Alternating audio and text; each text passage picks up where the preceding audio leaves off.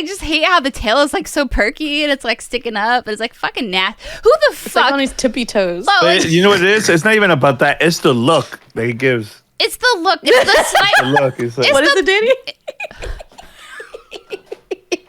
Because he's leaning on his stomach. Like, how does he even Yoshi move? knows what he's doing. He knows what he's doing. And I like how they still gave him like the little red saddle. They're like, here you go. Like, this is still here. Okay, it's fucked. All right. As we were. Take that, Mario.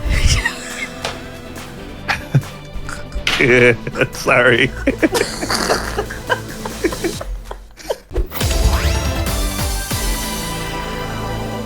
What's good, everybody, and welcome to another episode of the What's Good Games podcast, your source for video game news, commentary, analysis, and funny stuff every Friday. I'm one of your hosts, Brittany Brombacher, joined again by the lovely, gorgeous, stunning Riana Manuel-Peña. Yay, it's me this time. It's you! I thought it was me. I was ready to go like this. And equally as stunning as the husband of Riana Manuel-Peña, the badass Danny Peña. I was going to mention all the shit that you do, but God, you've been so busy. I don't even know where to begin with what you've been up to, friend.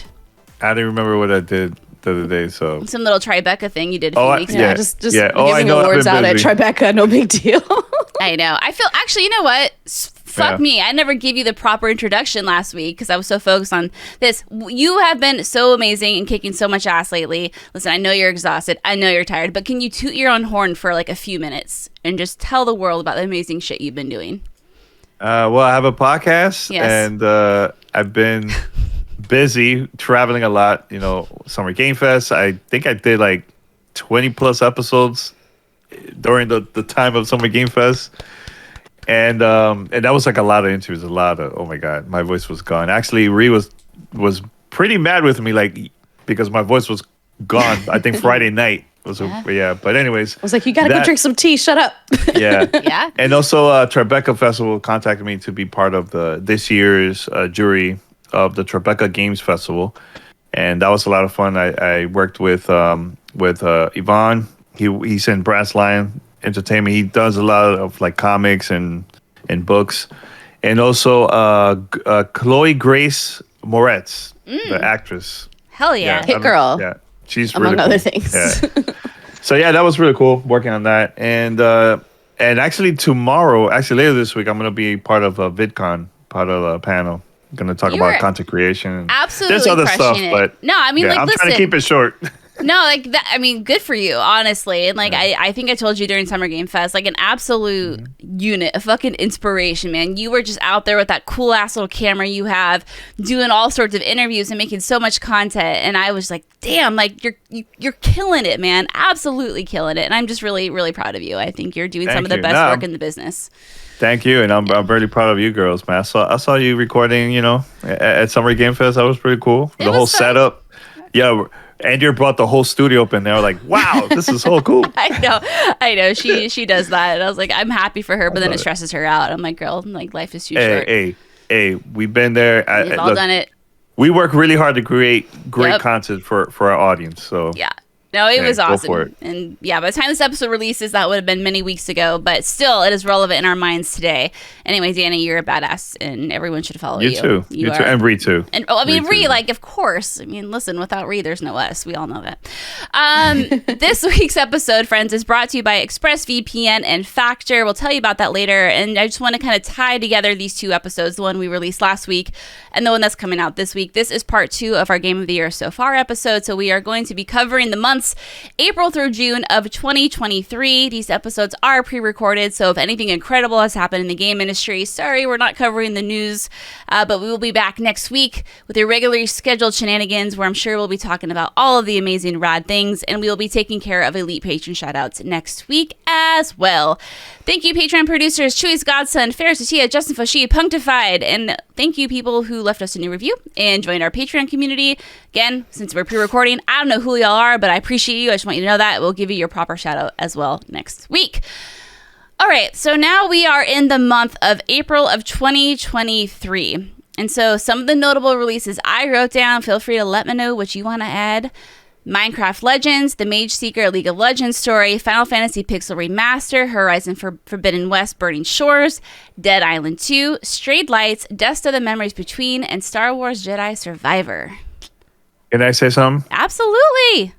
It's Minecraft Legends. You said something else. The Mage Seeker? No, Minecraft Legends. What about it?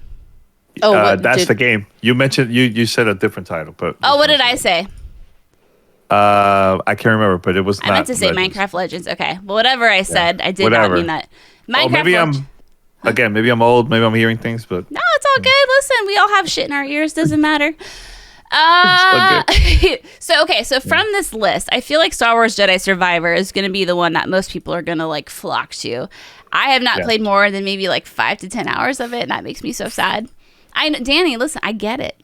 He's giving me the eye on youtube.com/what'sgoodgames. I get it. Yeah. Look, Brittany, whatever you do. Well, which version you have? The console or PC? Console.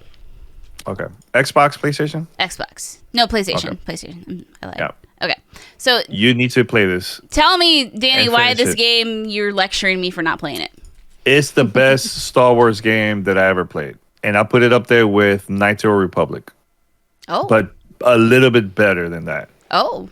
Yeah. It's deeper, more twists. There's so many amazing moments, and there's a couple with like boss battles that I'm like, I have never seen this in a Star Wars game. Like it's that good. I remember. I don't know what you're talking about, but I remember you and many others said it was one of the most hype and coolest and most badass moments in video games. Like it's up there for that. So, yeah, okay. Video games in period. Yeah, it's up there. It's up there.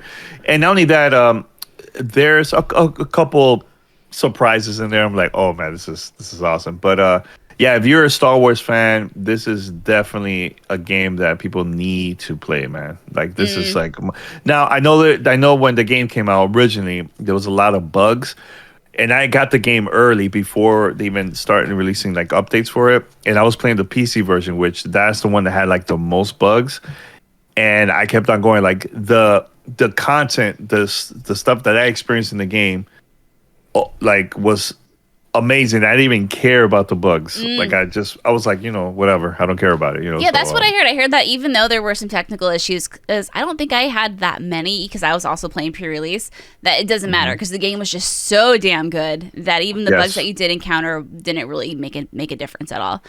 Oh, I need to play it. I know Andrea loved it. I know she absolutely loved it, and she was really impressed by the way that the game handled certain events. Like if you went to a certain area and you hadn't triggered the narrative event that was supposed to happen there, the game accommodated for that. And she said that was really cool. So I wish she was here, but she's not. So I will give that shout out for her in her stead. So would you say then for you, Danny, Star Wars is like the game of April? I mean, yes, that's the game of April. But I also want to give props to the team that worked on Minecraft Legends. I think that was a pretty surprising game in my opinion for the month of April. Oh, so did you like Minecraft Legends? Yeah, I had a good time with it. Oh, see, I couldn't. I mean, I enjoyed it for a bit, but then after that, I just kind of fizzled out on it. I think what happened is I was playing it, and then I stopped to play Dead Island 2.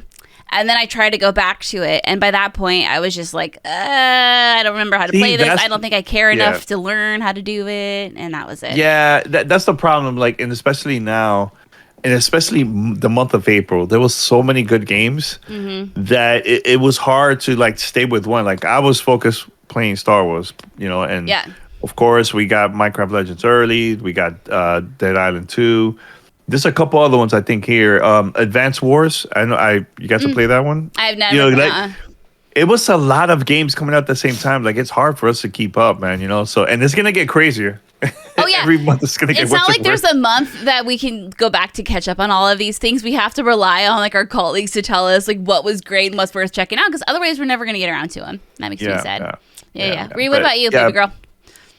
For me, it's the smaller ones. Again, like, this is when I was like, I'm dipping my toe into playing games here and there. And I haven't finished either of these, but they still left a really big impression on me. So I mentioned Desta, Memories Between, very briefly in our last episode. So this, I think, officially came out in April. That one is from... Oh, let's see. It's Us2 Games, so indie game. So maybe it'll hit up some indie lists. But the game is describing itself as a cozy team-based tactics adventure. So the way this game works, and I've given a longer review on previous episodes of what's good, but it's basically you're this person named Desta. You're like falling asleep, reliving memories, and trying to sort out like different conversations and experiences you've had in your life. But the way that they go is you're playing like basically like a version of dodgeball against a bunch of enemies who some of them are just people you know, people you've had conversations with, relationships with, and you're just trying to knock them out with, sometimes you have teammates, but depending on how you do, and other times you might end up just alone if you're not playing very well. And so it's an interesting mix of like sort of like a sports game, but it's very emotionally resonant and has some beautiful storytelling and really cool animation style. And it really did stick with me. It was on Netflix Games when I played, but I think it's also available on Steam and Switch now. So that one is one that stood out to me on the indie side, along with Strayed Lights. So I played Strayed Lights, which is from Embers. It's a new studio.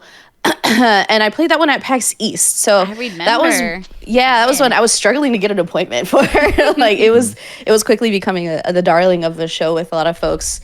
It's describing itself as an atmospheric action adventure with fluid combat in an intricate world imbued with mystery. This game gave me such strong Ori vibes, and it somehow had the fighting style of like a Soulsborne, like it was dodge and parry based, and I was not great at it. But what was really appealing is that it had different mechanics within its skill trees that made it more approachable for people who are struggling with some of the combat.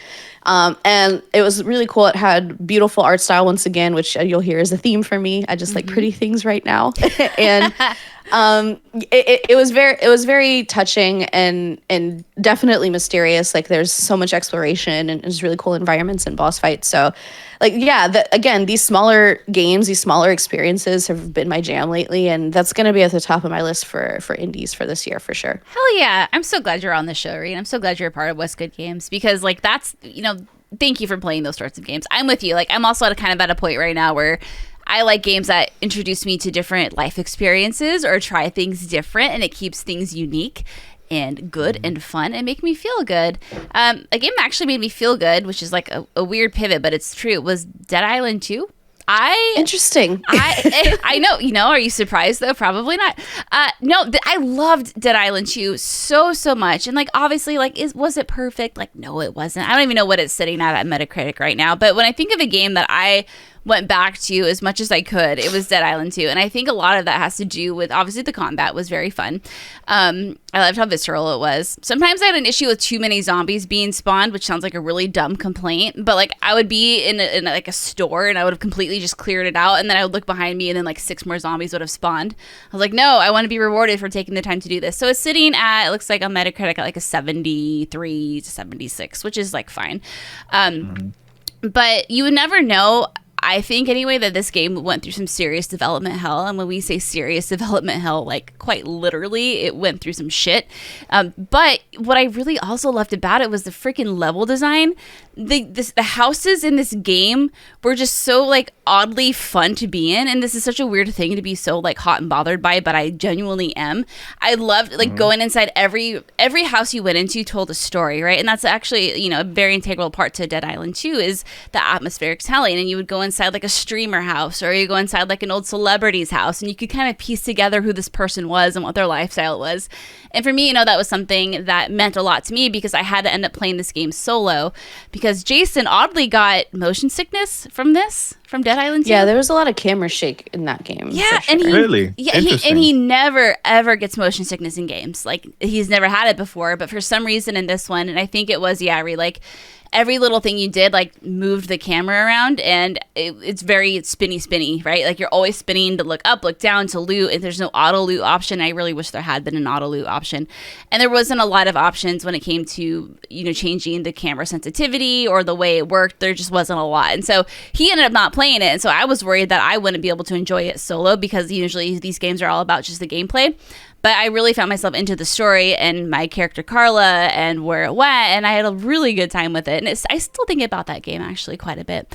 So shout out to Dead Island 2, and obviously like Final Fantasy Pixel Remaster. I don't think there's a category this will win anything in, but like that was also like an awesome way to play all the old Final Fantasy games if you have not. Anything else here? Oh, Burning Shores. Has anyone touched Horizon Forbidden West Burning Shores yet? Honestly, yeah, that first experience with the Horizon VR, frightened me. Oh No. This is expansion. This is expansion. I know it is, but that little demo experience that we talked about in the previous episode, it made my knees go weak. Like I literally lost control of my legs. No.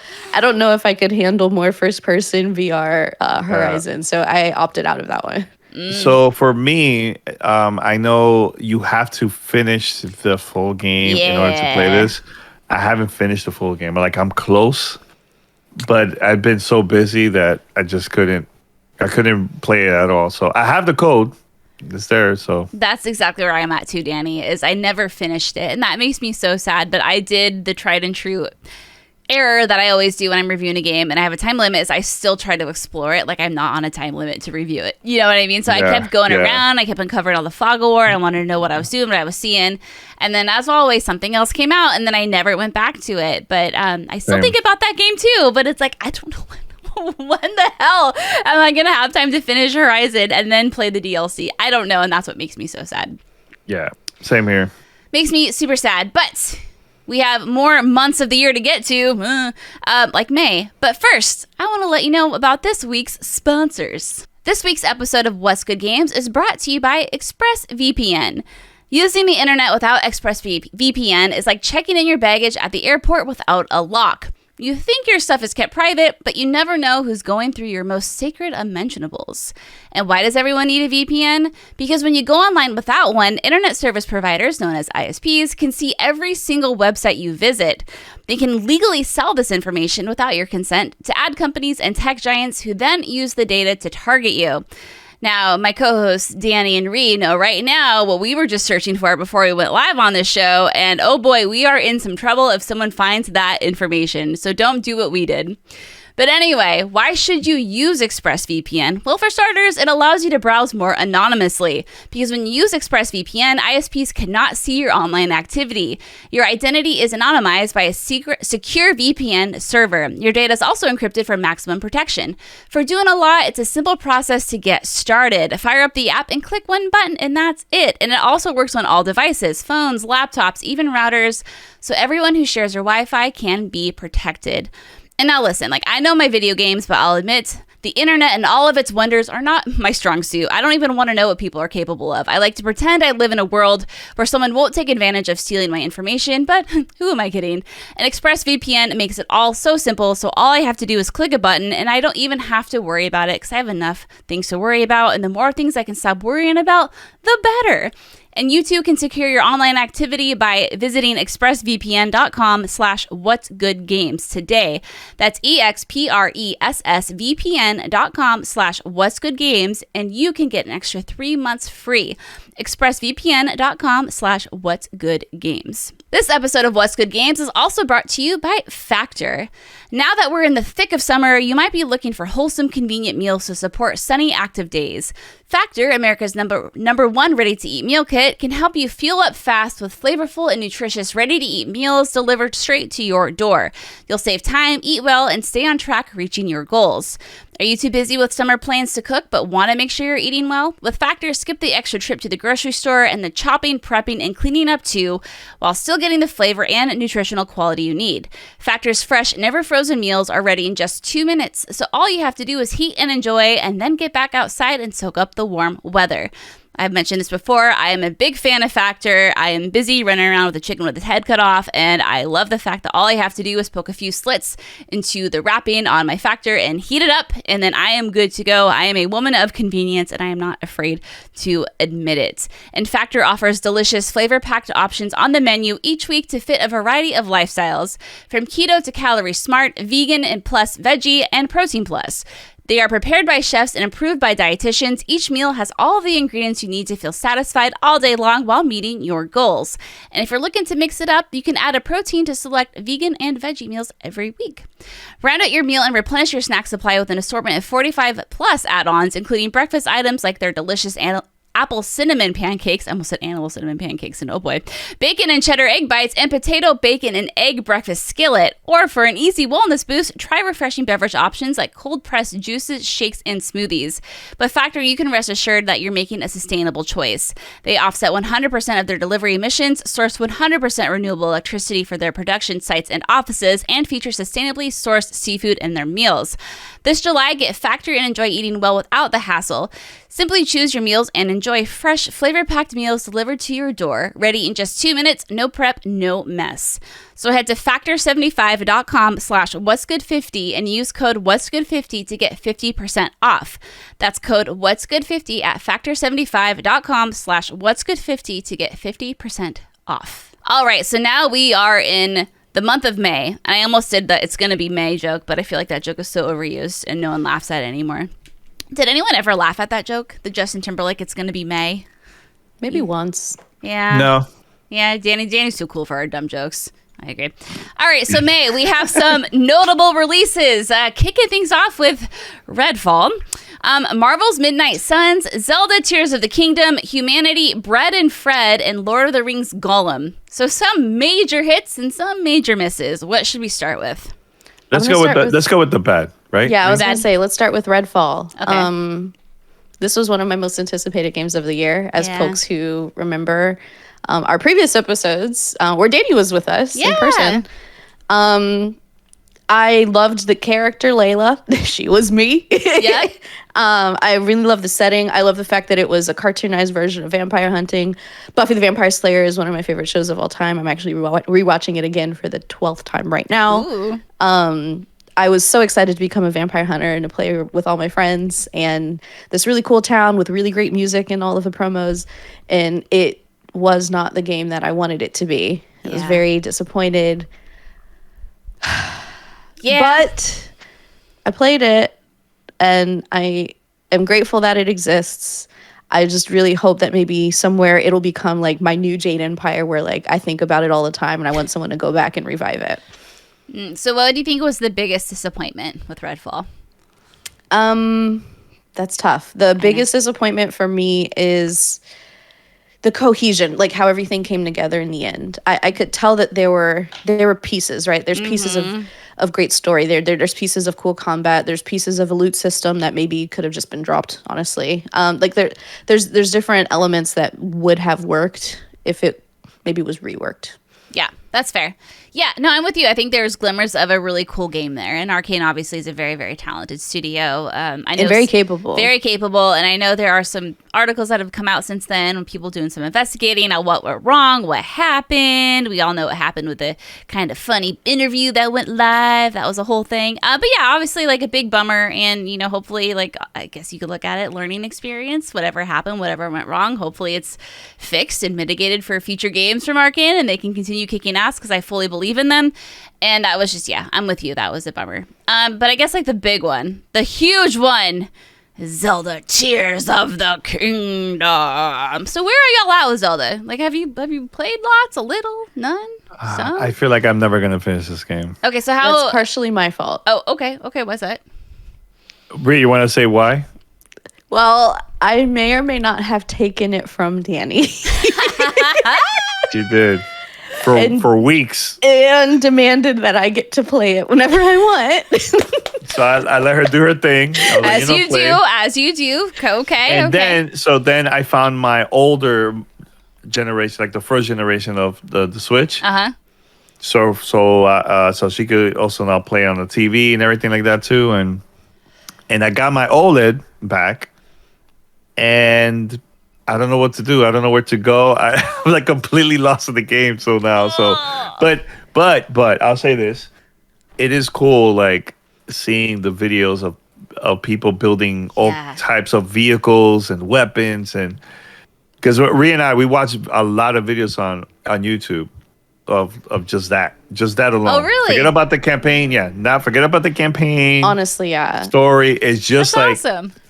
All this creative stuff that we've seen from people around the world playing that game. It's phenomenal. Like I've never seen anything like this before in a game. So it's almost overtaken the actual game for me. because I'm watching like Top Gaming Plays is one of the channels that I watch that does really great compilations of different people who submit their Zelda builds and Tears of the Kingdom contraptions, and they even have like mini genres like the Korok space program, where they're just seeing like how far can you launch a Korok with all of the different things you can build in the game, or like people trying to build AT-ATs in the game, or like people starting to build like pod racers have shown up. Somebody's got an entire combustion engine in that game now. There's this thing called shrine stealing, where you take different parts that you only find in the shrines and you copy it to the outer world in Tears of the Kingdom and then make other things with it. Like there's classic model cars and like okay, what's this channel again? Top Gaming Plays. Okay. You would love it, Brittany. It's so addictive. And it's daily. And here's the thing. Content. The thing that's so fascinating to me is like there'll be something as simple as like people trying to build like the best lightweight, low battery drain like vehicles, right? Like a hover bike or something. And one person will say like, oh, well, did you know you could use tumbleweed and like the frond leaves as structural elements to your builds? So that takes like zero weight. So then you can just use one fan and like a steering wheel. And then somebody else will take that concept and make a helicopter that uses like zero battery drain. And like there's these like consistent propeller, so cool. like it's just watching engineering happen and innovation happen in real time, where people are borrowing ideas and different elements of how to build things creatively from each other and like expanding upon it. And it has nothing to do with the game. Like it's literally just the engine is fucking brilliant. Yeah. And it works so well. And there are a handful of bugs, which if you think about all of the shit that people are doing, a handful of bugs is a miracle, right? Like this entire game should have crashed and literally set all of these switches on fire by now with all of the stuff people are pulling off. It's crazy. It's just so impressive. And I've played the game. I've played maybe like 10, 12 hours. Of the game, and the rest has just been fucking around building stuff, and I'm having the best time. Like, and watching other people come up with things. It's just like fascinating to me that I don't know if Nintendo even realized what they had, because they literally could have just released this as an engine for people to play around with, like without the entire Tears of the Kingdom game, which is also incredible. Like it's just hard for me to imagine anything else coming close to this until we talk about Starfield later this year. But it's just the imagination that people can bring to it, like the freedom it gives you, the versatility. It's just beyond anything that I've seen in a long, long time. And maybe ever. I'm just endlessly impressed with it. And then you also have a fantastic game. And I'm not a Zelda fan. And I feel that way about it. And this is your first Zelda game. This is my first Zelda game. So I gotta say, I'm all in. It's game of the year for me, hands down. And we'll see if anything else can hold up. See, this is the reason why I said, look, you know what? This is her first Zelda game. I'm going to let her enjoy it. So I was like, just play it. Don't worry about me. I'll play something else. I was very emotional at the time. You had a hard time arguing with me. Because here's the thing. And I wish we get to see that more in life. Just seeing the reaction of someone playing a game for the first time. Like, that's like, it's priceless for me, you know? So when I saw her playing Zelda, I was like, you know what? She needs to enjoy this. Let her just enjoy it and forget about me, you know. So you're a good husband. It was good. That's what you do. I love that so much. I think that's so special, and it's really cool, you know, for me as someone who's played Zelda since I was little, to see people like you, Ree, that, you know, you're experiencing the magic. And granted, you know, like when I played Zelda, it was on Super Nintendo, and Ree just posted a picture or something in the Discord. At first, I thought it was this Yoshi booty we were looking at. No, it's not Yoshi booty. All I saw was green, and I was like, here we go again. That's a story for another. No more fat Yoshi. But Yoshi's like this, like. See, Danny's got that face down. Like I'm saying, he's been practicing in the mirror. I can tell. But no, like Zelda is, you know, my Zelda growing up was much different, and so I kind of had this interesting relationship with Zelda. But then, like hearing Ree talk about it, I'm like, fuck yeah, Zelda's such a magical experience, and there's something about it for me. I think the moment where I was like, oh my God, like this is the magic of Zelda was when I found a random, oh God, it's been like a month since I played it, so don't get mad, friends. I've been busy with other reviews. But there's the crater in the ground, and you dive in, and then you're in the underground area. And it was a completely random jump off point. I was like, this looks fun. So I hopped on in, waddled around. And then I found a chest though with my most anticipated armor that I was like very excited that I knew was probably in the game somewhere. And I found it just by randomly wandering. And that map is huge. But the fact that I happened to stumble across it, I'm like, this is what makes this game so fucking cool. And I was worried about all the crafting, that it was going to become a little too much for my little brain to handle, because I love watching people do it, but I don't have that brain. My brain isn't wired for that, right? I just want to get simple point A, point B. I don't care how fucking ugly it is. Just get me there. But the way, you're right, they made this game so perfect is you can do that. You can do the ugliest thing ever. It's not cool and it ain't fancy, but it's going to make it happen. Or you can build whatever the fuck this thing is that you just posted in Discord. I don't even know what that is. Looks like a Katamari. Somebody made a calculator, a working calculator. See? Like, how do people That's wild. It's so crazy. Wild. It's so wild. And so I need to get back into the story because I haven't even done a single dungeon yet, and I'm maybe 30 hours into Zelda. And so I've just having fun wandering around, looking at locations, and kind of getting like the Zelda lore all about me. And that's what I've been enjoying doing, but I haven't been able to play it in a while, and it makes me so sad. So that's definitely, I think, up there for my Game of the Year contender. But I think as of right now, my number one Game of the Year is out in June. But we'll talk about that in a minute. In June, yeah. So let's see what else. The list, like, now I'm looking. Yeah, Bread and Fred was out in May, and I just want to give that a little nod because I had so much fun playing that with you at PAX East. Yeah, we were little penguin friends. Yeah, it was very reminiscent of what is it? Get Over It, that like wonky game where the dude's like in a pot with a little hook and he's trying to like jump over the side of a mountain, but it's really wonky. Like it had a really charming aesthetic and like a very fun challenge where, you're two penguins tied to each other trying to platform together. And it was just joyful, but it had so many features that made it less frustrating. It's one of those games where you can tell you could either go super hardcore with it, like if that's your jam, or you could turn all the easy mode stuff on and play with like your little brother or sister. That infinite jump was all the rage. Yeah. So obviously Zelda from this month is the one that everyone's gonna be talking about. Probably gonna win most, if not all, Game of the Year awards. But I'll mention one. Just because I love this studio a lot. Humanity. Okay. Good one. Yeah. Very good one. Yeah, so they worked on Tetris Effect Connected, so one of my favorite Tetris game ever. But this one is like think of it as like a Pikmin type of puzzle game. I think it's more like Lemmings. Lemmings too. Lemmings. Yeah, but you control this. There's going to be a lot of people just running, and you got to take them to like the goal point. So you take them to different locations. I think later there's bosses. It's like it gets really, really crazy and intense, but it's an awesome game. And I haven't played in the VR. I only played it just normal on PC, but it's also on all PlayStation consoles. So thank you for a puzzle game. Yeah, thanks for talking about that. It's something I wanted to check out, but I knew I wouldn't have time to, so I threw it in here. So appreciate you mentioning it. Very laid back and chill. Is it? Okay, well, that's good to know, because it looked like I had to use my brain, and I'm like, I don't want to use my brain. I mean, you do have to use your brain, but it's very laid back. Okay, well, that's it's like easy parts of your brain, not like, create a combustion engine. No. Okay, great. No. See, that's complicated. I can't do that. Okay, good. I don't have the time. No shit. Time or the brainwaves. All right, now let's get into the month we are currently in when we're recording this, which is June of 2023. Some notable releases: Street Fighter VI, Diablo IV, Layers of Fear, Crash Team Rumble, Final Fantasy XVI, and this is a little personal favorite, Story of Seasons: A Wonderful Life. So where shall we start with this list? I mean, god dang.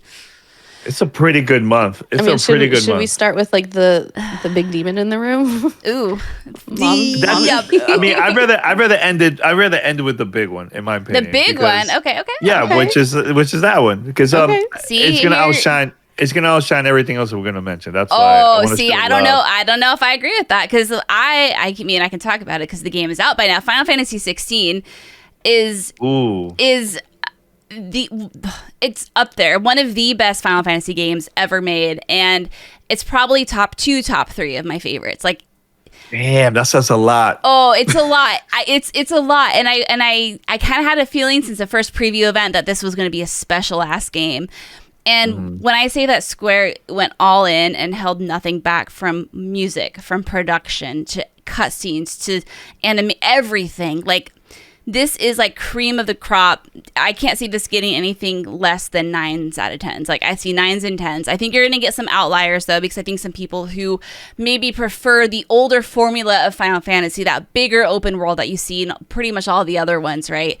And you see all that, the kind of like magic and the whimsical nature of Final Fantasy. That's not in this one. And I think some folks might have trouble with that, or they might not appreciate that as much. But this is just from the narrative to the characters to the relationships to the combat to the world building to all of it. It is just like pristine. It is so well done that I cannot give it enough praise. And as of right now, I think this is my game of the year. Ooh, like man, it's good. This year's gonna be tough. This year is so irritatingly stacked. Honestly, it is. Like, I mean, like I can't even express to you like how fucking good this game is. Like Tim and I did our review today earlier, and so this was a few weeks ago by the time this comes out, and we both were just like, blah, like yelling. That's awesome. I think this is a pivotal moment for Final Fantasy. I think this is going to be its big like. I don't know what the word. Yeah, it's big moment. I know, like, obviously Final Fantasy VII is always going to be wildly popular, and I truly believe in my loins that Final Fantasy IX remake is coming. But it's kind of like, where do you go with these new mainline entries? And the way, like, this game is created and the way it is produced, like, the future is so bright for Final Fantasy. And again, I think you're going to see some people not really happy with this direction. Some people, not a lot, but I think once you accept it for what it is, like, I mean, it won me over instantly. Anyway, I could gush the whole fucking rest of the episode about it. So Final Fantasy 16 to me is my big one. Obviously, Diablo 4 is like right there next to it, though. Yeah, that's the thing. Like, I haven't gotten the review code of Final Fantasy. I know you guys been playing that for a while, but I actually requested, so hopefully I get it soon. Because this is what happened. I haven't played Final Fantasy since the remake, and before that, it was like years. It was like 3 years ago? More than that. Like, I was not really into Final Fantasy for a while. I know I was into the old school Super Nintendo days and PlayStation days, and then I stopped the original PlayStation. So seeing the change now, I think I can see myself playing this. Like, actually, during Summer Game Fest, we played behind closed doors. When we were at the Square Enix booth, and I fell in love with the demo. I was like, oh my God, this demo is sick. This demo is sick. So I'm definitely going to play it. But Diablo 4 is up there, Britt. Yeah. Diablo 4 is so good. I'm like hooked. I'm so hooked that I also added it into my Steam Deck because I was like, no, I got to play this on the go. Like, I can't. I'm so jealous. I can't wait. Yeah, it's so good. The game is awesome. And actually, yesterday I was playing with Ree. She was playing on the Xbox console, and I was playing on my Steam Deck, and we just co-op in there. And it's been good, man. I love it. And I joined the whole Diablo movement late. It was like from the last one, Diablo 3, when it got released on the Nintendo Switch. And that's, oh, wow. I started really late. That's really okay, late. And now look at you. But it's all good. This is my first time getting into a Diablo game, and I'm sucked in. Like they got me. Like, I think it's really interesting because I'm not a huge fan of top-down games, and I did not have a great experience with Diablo Immortal, and it kind of bounced off that real hard. As you know, again, I've talked about it on the show. But this one, it just hit different. Like, obviously, I'm on my console, so that's easier for me. But than the cell phone, but it was just so easy to jump in with friends, for friends to jump into my game. Like, we both get progress, we both feel challenged. Like, we're seeing incredible story cinematics. Like, it is absolutely really beautifully told story. And I like us again. I don't know who these little flippity floops are, but I give a shit about them now. Like, I'm caring. Like, when like, I don't want to give spoilers, but when a certain guy that looks kind of like Khalif Adams, friend of the show from Spawn on Me, had his moment, I was like, oh shit, what's going on? I hope he makes it. You know, like, I feel the stakes, right? Like I get into it. And what's really interesting to me is that it again, not being super familiar with the Diablo mechanics, it is a very deep game mechanically, but it took its time explaining things to me, and I didn't feel like I was being talked down to. I didn't feel like I was being over tutorialized, like said, hey, this stuff is here, you may want it, but if you don't, it's there, here's a marker, you go do whatever you want. And I appreciate that approach because like I feel like it respects my time and also my intelligence, but it still walks me through everything I need to know when I am ready to do it. And I think it's just a fantastic experience. I've had a wonderful time, this being like my basically introduction into Diablo. Yeah. And yeah, it's definitely high up there on my list for sure. I'm really excited that it's a games as a service because I've never like really like been in one of those before, like really been into one.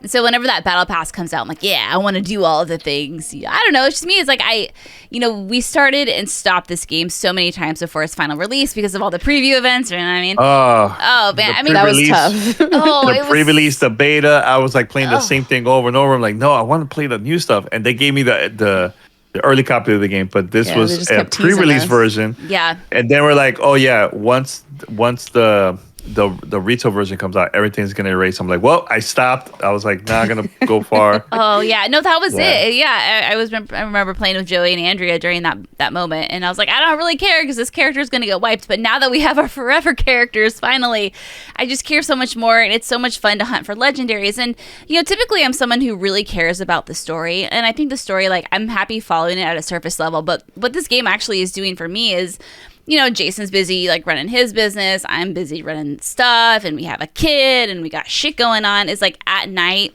we sit down, we play Diablo, and we just vibe and we just chat and we just like catch up for our day. Because while you can really focus like all your attention on the game, you can also kind of mindlessly play it too.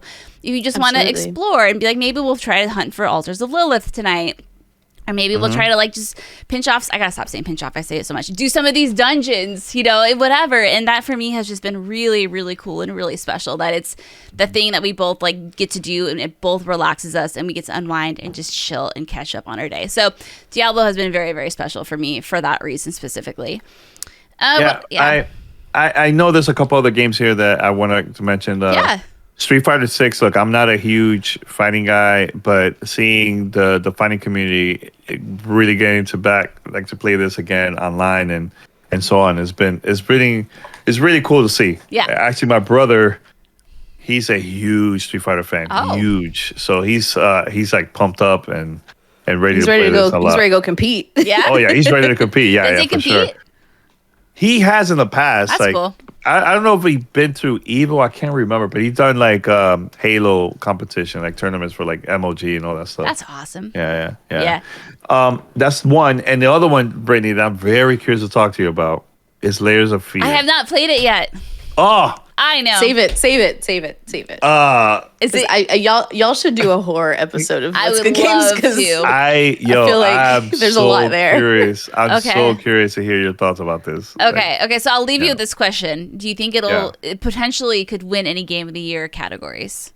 No, but as a fan of Layers of Fear, like it's so like maybe like a personal game of the okay. I wasn't sure like if it would fit into maybe. Any of the categories. I wouldn't go that far because I need to complete the whole thing. But okay. It's been fun. I'm so excited. I mean, it's on my fucking list of shit to play. It's on there. Look, I'll mention this like from the first Layers of Fear, how I discovered the game. So, Alienware sent me the Steam machine. Way back years ago, right? Yeah. So I was like, oh man, this is like the first time that I'm gonna be playing, PC games. Let me just go online, and I got it around October, so it was like close to like Halloween. Oh boy! So I was like, man, let me get some horror games. Let me see. Layers of Fear was the first game that I discovered on my Steam machine, and I remember playing this, and I did it in one session, just finished the whole thing. And I fell in love with that franchise. I'm like, oh man, this is good, man. So beautiful. That's when I fell in love with Bluebird Team. Like that was one of the first Let's Play series I ever did was Layers of Fear back in the day. And I mean, when I tell you I had to get borderline drunk to play that game, like I'm not joking. It was terrifying. I remember there's these it's like, don't turn around. So what would I do? I would turn around, and there was that scare. And that was my first intro to like walking sim or whatever you want to call it these days. But you don't have to worry about surviving too much. It's just about experiencing the story that was created for you just to, viscerally feel it. And I loved that so much, and it was so spooky. Oh my god! Anyway, I love Bloober Team, and so yeah, that was my time with that. So I'm really excited to hop into it. I wasn't the biggest fan of 2. I didn't like 2. I didn't like 2 at all. But yeah, okay, we'll have to do it. Well, okay, we'll have to do it because I'm kind of scared. Unreal I was just gonna Engine say because I'm sure it's like even more intense now. Yeah, that's all I will say. Okay. Maybe Ree will play it with me. She would never. If you want to give birth like months earlier than your due date, maybe. Yeah. All right, so that's June. Unless anyone has any other little notable mentions they would like. Let me see that. Let me look at the list. I think there was one more. While Danny's looking at that, just a quick aside: should there be a horror game category? Game of the Years. I feel like there's so many now. There's more and more every year. I'm with you, Ree. I think that's a great idea. Yeah, there was a time that was dry. There was nothing going. It was a little barren. Now I feel like the category is moist with options. So I feel like, was that a good use, Ree? Yeah. You like that? Okay, it's dripping. Oh, wow. Okay. Oh, she took it to that level, and I love her for it. I love her for it. Atta girl. I wasn't ready for that. Well, you married her. You should have been. But yes, I think a horror category would be great. Yeah, I have one more game, Please. and this is fun. This is a lot of fun. Actually, I played it multiple times now for the past couple months. Crash Team Rumble. Okay. Yeah, it's a family game. Get together with friends. 4v4. Fun game. See a little nod there, best family game. I think that's a category, right, in the Game Awards. Yeah. It's fun. It's a lot of fun. Okay. Well, I mean, I went to an event. A couple of months back, and I was playing with Lawrence. And we were playing against other people. Yo, we destroyed everybody. Yeah, you did, you badass. It was like me and Foam Stars at Summer Game Fest. You should have seen me at Foam Stars. You destroyed me because I did terrible in that one. Yeah, I did awful on that one. Yeah, that's what I'm saying. I needed more time. There was a lot going on in that HUD. I can give you lessons. So anyway, so we're through June now. So I guess let's start here. Out of all of the games we've mentioned, what is your game of the year so far? And you can only pick one. Rhea, I feel like you've already made yours well known, but I'd love to hear it again. From Q1 and Q2? Yeah. Game of the year so far. It's Tears of the Kingdom. Okay. Which surprises me more than anyone else. No, I'm like, my very first Zelda game. First and last so far. All right, so one for Tears of the Kingdom, Danny. I'm gonna go something else. Okay. Because I feel like that's too easy. Oh. I feel like no. I'm not dissing you, Rhea. I'm not dissing you. It's just I feel like a lot of people are gonna say Zelda, and yeah, that's why I think it'll win. I think look, we're gonna have a different conversation later this year because I think that's not gonna happen. But Zelda will be contender of Game of the Year. That's 100% sure. But honestly, I think I will go with Diablo. Yeah. Okay. That's a great pick. I really enjoy Diablo. I'm having a blast. I've never thought in my life I was going to say Diablo Game of the Year. I've never, ever. Really? So, yeah. And also, as a fan, I love Hi-Fi Rush. I think that was like the biggest surprise of this year. Okay. Hands down. Okay, but let's pretend you're submitting your ballot to Keeley. You can only pick one game of the year. Is it going to be Diablo 4 or Hi-Fi Rush? I think it was Diablo. Over Star Wars? Really? Oh, see. I love Star Wars. I think it was one of the greatest stories ever. But I'm trying to think differently this time. Like I don't want to be one of those like easy choices. You get what I'm saying? Like it's about what makes you tingly, Danny. Ain't about if it's an easy. If the easy choice makes you tingly, that's okay. Yeah. Okay. So it's look, this year's gonna be tough, especially later this year's gonna be. I know really this hard. isn't even our final vote because we're only halfway through the fucking year. Yeah, obviously mine is Final Fantasy 16 as of right now. Over RE4, like that's kind of like the thing I've been fighting with. But RE4 was so great and so fantastic. But I think where Final Fantasy 16 kind of has that edge is this is a brand new story that I'm experiencing, and inherently I'm enjoying it just a little bit more because of that. My mind could change tomorrow. It's fine. All right, before we wrap up, though, I thought it would be fun to kind of go through some most anticipated upcoming 2023 releases. As always, Rhea, I think you added some stuff in here, so thank you for doing that. And I will read through this list, and we can kind of just anticipate what we think might take our top pick. Oh. More tingles on the way. More tingles. All right. Your bodies. I think this is pretty much in order. Okay, so starting with July, Oxenfree 2, Viewfinder, Pikmin 4, The Expanse, Telltale. August, Immortals of Avium, Armored Core 6, Goodbye Volcano High, and Baldur's Gate 3. September, Starfield, Fae Farm, Lies of P, Mortal Kombat. October, Assassin's Creed Mirage, Alan Wake 2, Spider-Man 2, City Skylines 2. November, Like a Dragon Gaiden, The Man Who Erased His Name, Kingdom hard-ass title. December, Avatar, Frontiers of Pandora. And then we have X-Defiant, quote, later this summer, Jusant 2023, and Prince of Persia in 2024. Okay. So that's like a fucking. I feel the next 6 months are unfair. Okay, I feel like it just negated our entire conversation with that little list itself. But truly, how are we gonna do this? Realistically, which one of these games, if any, do you think will overthrow what you just listed as your game of the year? For me personally, or what am I predicting the industry will say? For you. Oh my! I know, right? You can do both. You can do for you and industry-wise. For me, and this is just me knowing me, it's probably going to be Spider-Man. Oh, okay. And that's because I'm a very late bloomer with a lot of franchises and IPs. I have not played through a Spider-Man game. And this will be my first time playing one. So I have not played Miles Morales. I have not played Spider-Man 1. I've watched Danny play some of these. But this is going to be the first time I'll jump in on my own game, and it's going to fucking blow my mind. Like, I already know it will. That's going to be amazing. And that's probably because I'm coming to it with, fresh eyes and as a new experience. So that's my guess for myself. Okay. Danny, do you have a guess for yourself? Yep. Okay. It's not even a question. Alan Wake 2. That's it. That's you think that's going to override everything? Yeah? Personally, yeah, that's fine. Personally, for me, because we were talking about Layers of Fear. I love horror games. Yep. I love Alan Wake. I love Remedy, all their games. And what we just saw at Summer Game Fest was real impressive. Oh, man. Really impressive. And doing some really cool stuff, too, with Saga's mind, the mind plays. And the crazy thing is, we only saw Saga's point of view. We haven't even seen Alan Wake's point of view, which is going to be even crazy. Yeah. I can't even imagine. Like, I'm so excited to see how that works out. Because if it does it well, then like, holy shit, that could be like a game changer for like to start. Anyway, we don't do it. Yes, Alan Wake 2, very much a contender. I think for me, my personal real quick, I think the only game that could I think Starfield is close, but I think the game that could even beat out Starfield personally is going to be Baldur's Gate 3. I think Larian Studios is just an incredibly, incredibly talented studio. I love everything they put out. Divinity Original Sin 1 and Divinity Original Sin 2. Two of my favorite games of all time, especially the fact that they have an amazing, amazing cooperative play. You can literally break the game in the best way possible. And, it kind of reminds me of how you were talking about Zelda. But in this game, you go to a town and you don't like anyone, you can just literally destroy the entire town in Divinity. You come across a gate and you don't have the key for it, you can just break down the gate. It might take you 10 minutes, but you can do it. And it's such brilliant storytelling and mechanics that I'm so fucking excited for Baldur's Gate 3. I think that could be the one that overtakes Final Fantasy XVI.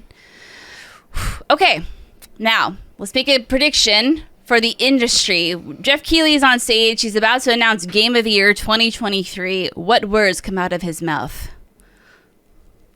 This is going to be very controversial, what I'm about to say. That's fine. Oh, my gosh. Oh. All right. You're like, oh, my pearls. I almost clutched them. Here's the thing. I think, look, please, and I hope to God, if Bethesda make this game right, Starfield, I think it's going to be like a game changer for gaming. Yeah. But you know what's going to happen? What? Legend of Zelda is going to win. See, that's Andrea's stance too. Is Andrea's convinced that Zelda will win? And guess what? It's fucked up. It's fucked up because here's the thing. No. But here's the reason why. It's because that name alone, Nintendo and Zelda, is iconic. Starfield is so new that it's gonna be kind of hard to beat that. You know what I'm saying? So again, that's if the game gets 9s and 10s. Then we're going to have that conversation later on. You know what I'm saying? Now, but here's the thing.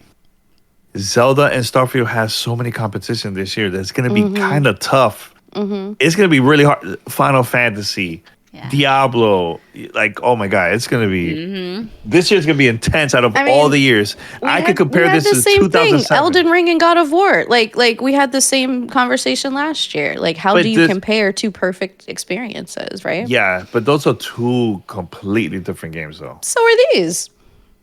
But Zelda and Starfield is kind of the same.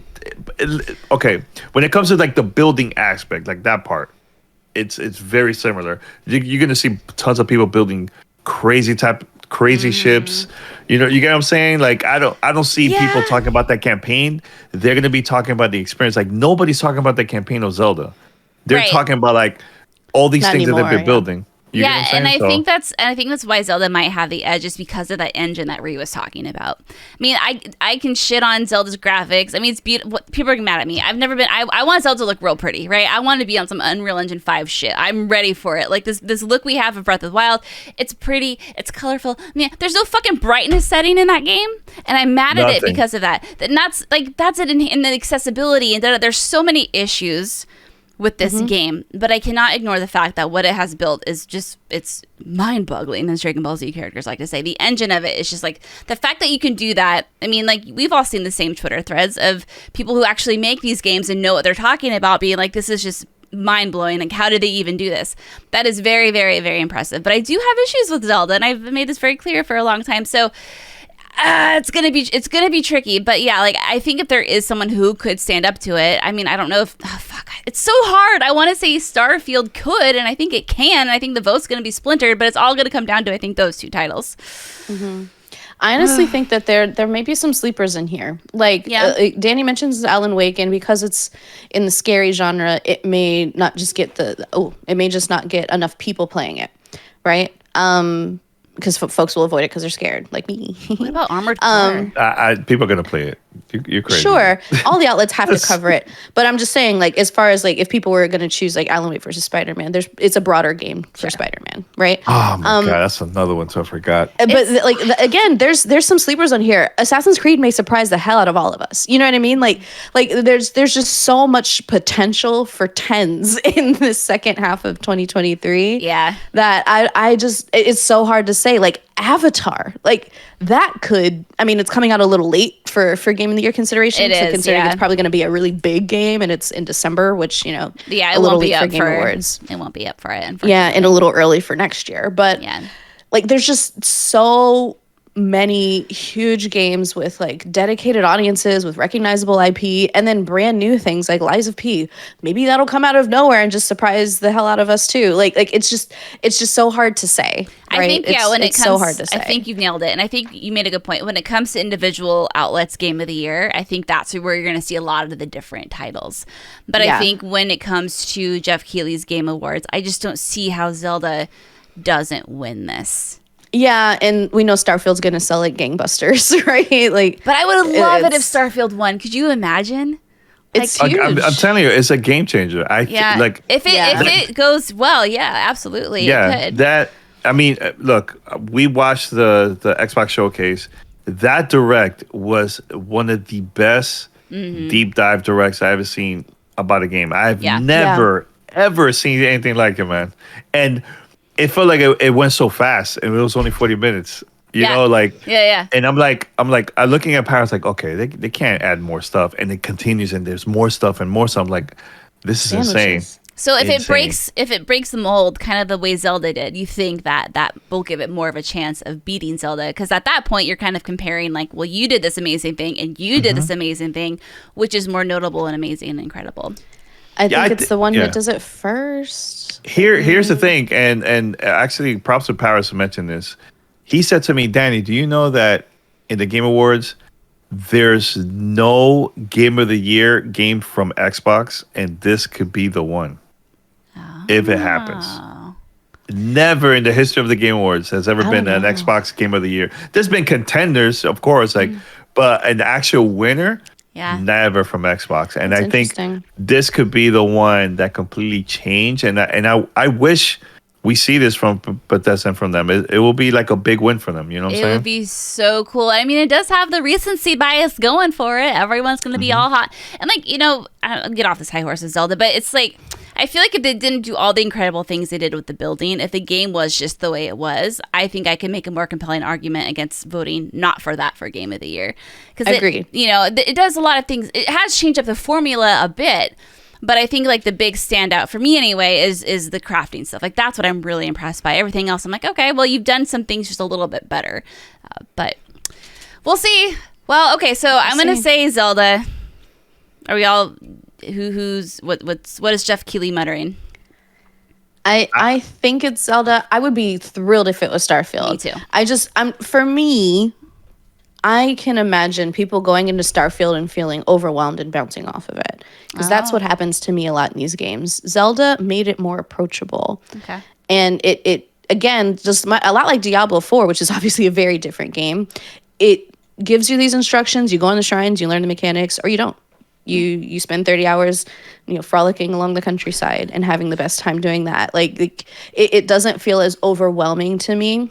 And maybe it's because it's the vastness of space, which is very terrifying, or maybe it's just because there is just so much in this game that we saw. And I was worried originally that there was not enough to the world of Starfield. Now I almost feel like I'm edging towards the other extreme where there's maybe too much to do. Mm-hmm. And that is also a reason why I've fallen off of Assassin's Creed. It's why I bounce off of these huge, long games. Like, it may be something that people are just, like, overwhelmed by and, like, too strapped because of this insane lineup we have to get through all of it and to really get to the depth of what makes it special. Zelda or Tears of the Kingdom has the benefit of, like, you had a whole year to get through it. Mm-hmm. And I'm concerned September is just not enough time. September to basically November, then you're at holiday, then boom.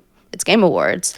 I just don't know. I don't know if it can do it. The cutoff for the Game Awards? It's like sometime in November. So, I know you mentioned about Avatar. It's too late. Potentially, we might see us getting the game really early just so it could be part of the awards. Like that happened before previous years. It would be smart of them to do that. It would be a very intelligent choice to get review copies of this game out with plenty of time to get through it. That happened before. I mean, it's going to be controversial because people are going to be saying, hey, why this game just came out, it's already nominated. So, but I'll say this as a protest. Yeah. I'm going to go for Starfield because that game is going to be more accessible than compared to Zelda. I don't disagree with you on that. Mm-hmm. I think you're absolutely right. I hope it's Starfield. I think that would be so fucking cool. Like I said, I mean, like, God, if there's one game that could do it, I feel like it would have to be Starfield at this point. It's going to be so interesting to see how all of this plays out. And I'm sure a year from now, we'll be looking back on this and be like, oh, we were all totally wrong. And ended up being that Nintendo release in their Direct. And we were all... It was Jusant the whole time. It was Jusant the whole fucking time. Well, I can't thank you, Danny, so much for, joining us on this wonderful 2-week Game of the Year So Far extravaganza. Just for people, who are still sticking around, can you remind everyone where they can find you and all the amazing things you do? Well, thank you for inviting me. Look, we haven't showered in 2 weeks. We've been wearing the same clothes. Absolutely, so, that's it. Festering in our filth. Hardcore gamers. Yep. You can find me and you can find me on gamertagradio.com. We're there, or look us up on any podcast app. And actually, just recently, I just started uploading on my YouTube channel. I haven't really been promoting it. I haven't really been promoting it, but if you guys want to subscribe, hey, just look up Danny Peña. We're there. And if you really want to know about Alan Wake, please watch that video of my interview with Sam Lake and Kyle, the game director of the game. 30-minute conversation of the lore and everything about Alan Wake. You got in the weeds, didn't you? Like really, we went deep. We went deep. That even Sam was like, during the interview, there's some theories tossed around in that one. It was awesome. It had so much fun, man. And actually, and I forgot to mention at the beginning of the show, a couple of days ago, I was actually in New York for Tribeca, but I also went for the first time to the New York Stock Exchange, and I did an interview there about my book and everything, and that was casual New York Stock. You were so fucking cool. My God. Let me tell you, that was dream come true, because I've never been inside. It was so awesome. It was so cool. You get to do the coolest stuff, and I say get to do it. You earned it. You have been doing this for a while, and like you are some of the best. You're like at the best of what you do. Like you are so good, and your hustle and the content you make. Like round of applause. Good job, Britt. You narrated a good one. I'm trying. You know? Yeah. Oh, you're doing it, man. There's no trying. You're making it happen. Well, that'll do it for this week's episode of What's Good Games. We will be back next week with your regularly scheduled video game shenaniganry, and it will be good. Maybe I'll be grunting about some new game that got announced while we were all on a little hiatus. So thank you all so much for listening, and we'll see you next time. Bye-bye.